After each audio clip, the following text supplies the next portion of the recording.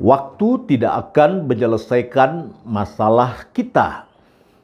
Ada cara pandang yang salah tentang waktu, seolah waktu bisa menyelesaikan persoalan-persoalan hidup kita. Sehingga ketika seorang menghadapi masalah, ia berkata, biarlah nanti bersamaan dengan berjalannya waktu, masalah ini akan selesai dengan sendirinya. Ia tidak menyelesaikan masalahnya dan menyerahkan kepada waktu untuk mengurus persoalan yang sedang dihadapinya.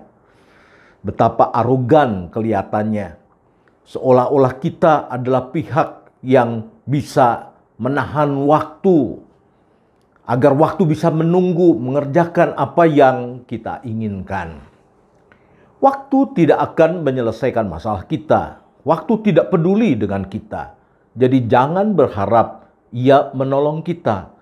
Waktu bergerak terus dan tidak ada satu orang pun yang sanggup menghentikannya.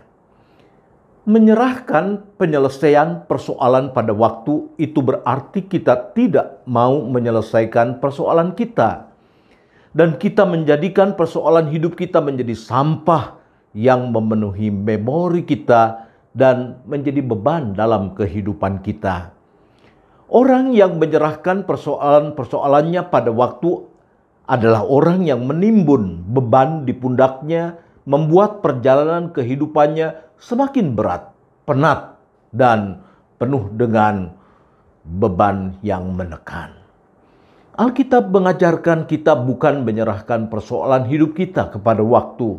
Alkitab mengajar kita untuk mempergunakan waktu secara bijak.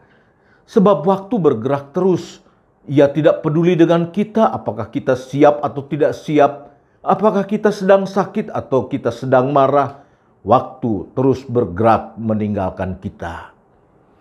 Musa, abdi Allah, berkata dalam Mazmur 90 ayat 12. Ia memohon kepada Tuhan, ajarlah kami menghitung hari-hari kami sedemikian hingga kami beroleh hati yang bijaksana. Doa ini kemungkinan dipanjatkan oleh Musa di usia yang sangat lanjut.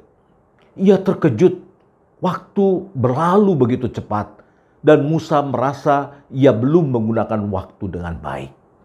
Ia bertekad untuk menggunakan setiap waktu dengan sebaik-baiknya agar tiap hari, tiap jam, dan tiap waktu ia gunakan untuk kemuliaan bagi nama Tuhan.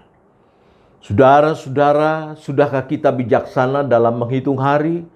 Atau justru sebaliknya kita membuang-buang hari secara sia-sia, bahkan dengan arogan, menyerahkan masalah kita diselesaikan oleh waktu. Paulus mengatakan kepada jemaat di kota Efesus, pergunakanlah waktu yang ada karena hari-hari ini adalah jahat.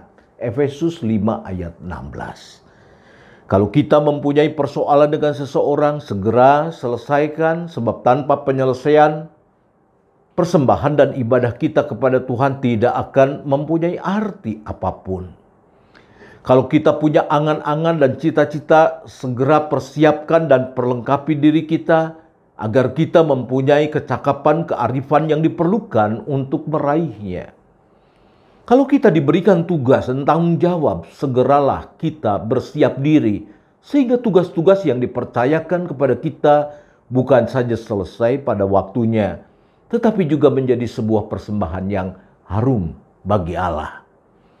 Ketika anak-anak Tuhan tidak mempergunakan waktu yang ada, maka si jahat akan merampas waktu yang berharga dari kita, sehingga waktu yang seharusnya dihiasi oleh pelbagai perbuatan baik, sekarang di tangan si jahat ia menjadi hari-hari yang menakutkan, hari-hari yang mengerikan, dan itulah yang disebut hari-hari ini jahat.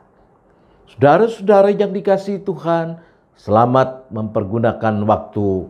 Tuhan Yesus memberkati kita semua.